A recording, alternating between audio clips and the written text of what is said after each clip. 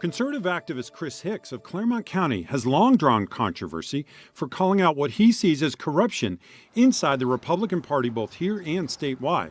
But last fall, the Central Committee of the Claremont GOP voted to sanction Hicks and take away his rights as a committee member.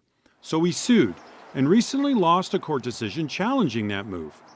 He subsequently posted this with an image of an African American being lynched, saying he was the victim of mob justice. Can you explain to viewers why you decided to use that?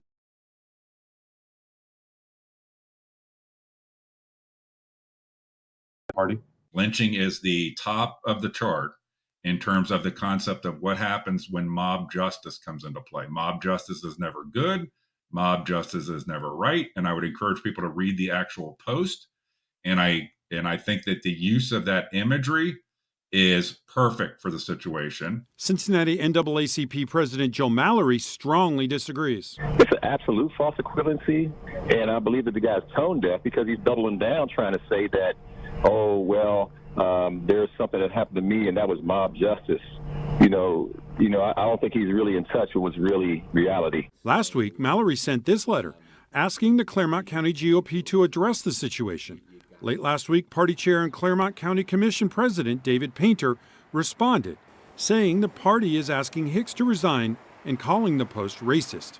Charles Tassel is the past chair of the Claremont GOP, who was in charge when the party initially sanctioned Hicks. There's just a consistent attitude of I'm a victim rather than ever acknowledging responsibility for actions. There's no excuse for making that kind of post.